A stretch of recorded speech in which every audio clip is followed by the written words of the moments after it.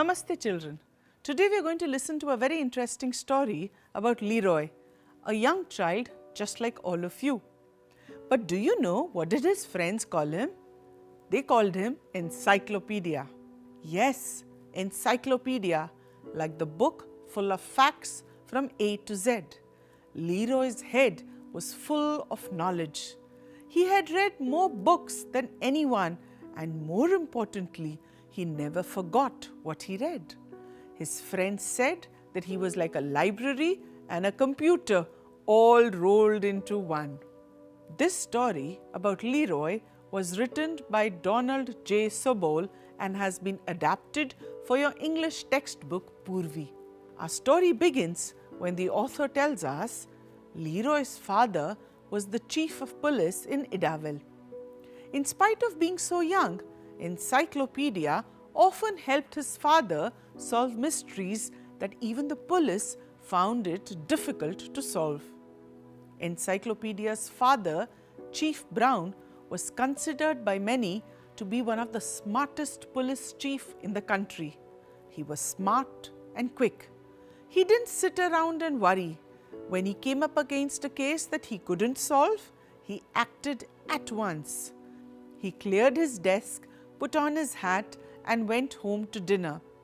And before dinner was over, his son Encyclopedia would have solved the case for him. Chief Brown would have liked to tell everyone about his son. But who would believe that the best detective alive was the 8th grader? So he said nothing. Encyclopedia too never spoke of the help that he gave his father. He didn't want to seem different from other boys. But there was nothing he could do about his nickname. Only his parents and teachers called him by his real name, Leroy. Everyone else called him Encyclopedia. So our story begins when one Tuesday night at the dinner table, Chief Brown stared at his cream of mushroom soup. Encyclopedia and his mother knew what that meant. Chief Brown had a mystery that he could not solve. Tim Nolan died yesterday, he announced. That name's familiar, Mrs. Brown said. Wasn't he the one who was mixed up in a jewelry robbery a few years ago? 5 years ago, Chief Brown replied. 2 masked men held up the Diamond Mart on the 6th Avenue. They got away with $1 million worth of jewelry. I thought Tim Nolan was arrested, Mrs. Brown said. He was questioned but not arrested, Chief Brown corrected her. I always believed that Nolan and a man named Daniel Davenport pulled the hold-up, but there was no proof. Encyclopedia sat quietly. He knew his mother and father were discussing the case for his benefit. Chief Brown filled in the facts. Nolan and Davenport had met while both were in prison. They became friendly. Nolan was released first. He settled in Idaville and started a small palm tree nursery. Davenport came to live with Nolan a week before the jewelry store robbery. During the hold-up, one gunman's mask slipped. A clerk thought she recognized Nolan, but she wasn't sure.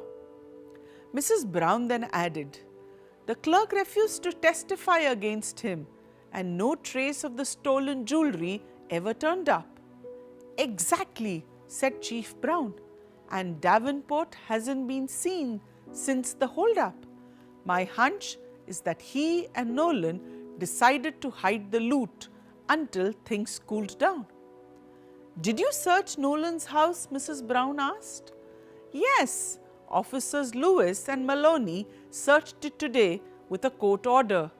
They didn't find one piece of the stolen jewelry. Isn't there some mystery about Nolan's death yesterday? Mrs. Brown inquired. Yes and no, Chief Brown said. Nolan had a bad heart. Yesterday morning, he had a stroke.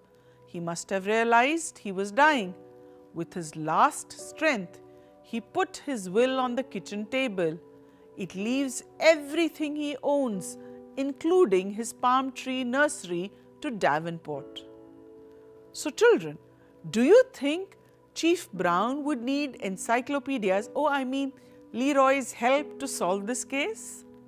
If yes, why? If no, why not? You can pause this video and predict what would happen next if you want. So are you ready to see what happens next in our story? At the dinner table, Mrs. Brown asked, "What's suspicious about that?" "Nothing about the will itself, just about a sheet from his desk calendar. It was clipped to the will," said Chief Brown. He took out his pocket notebook, leafed through the pages and said, "I copied what Nolan wrote on the sheet. Here it is." He handed the notebook to Mrs. Brown. She read it aloud. "It has Davenport's name and address and a few words that I don't understand." She passed the notebook to Encyclopedia.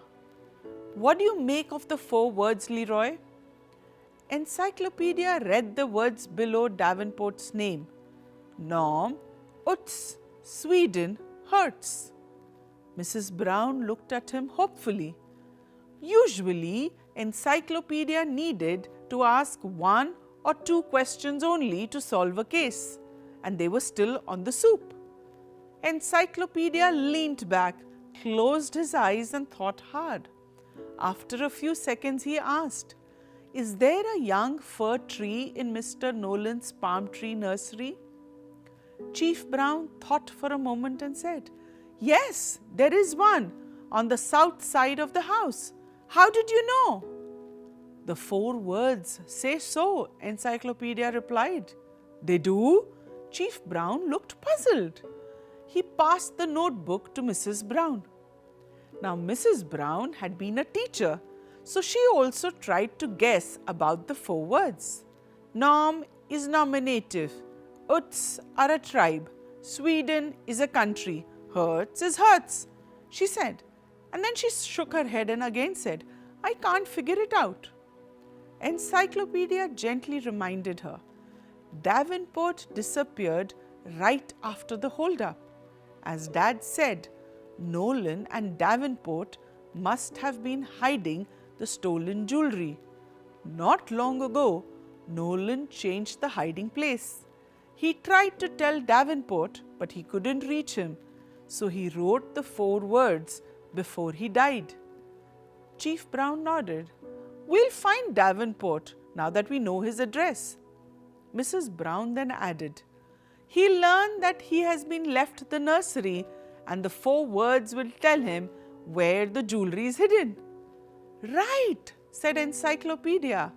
"The code is simple, and since it's written on a calendar sheet, Davenport will understand, but others won't." "Leroy," Mrs. Brown exclaimed, "what do the 4 words mean?" "They tell where the jewelry is hidden," he said.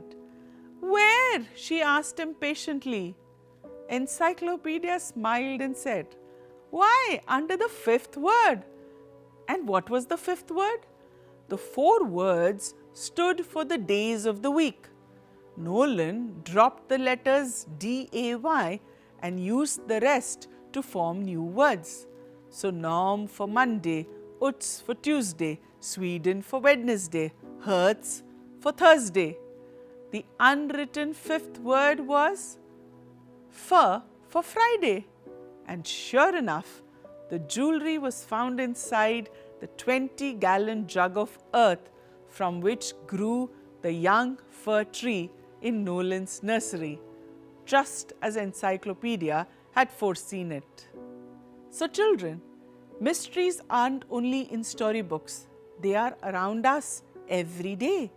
Keep your eyes open and your mind sharp, and maybe like Encyclopedia Brown, Leroy, you'll solve puzzles that even grown-ups cannot solve.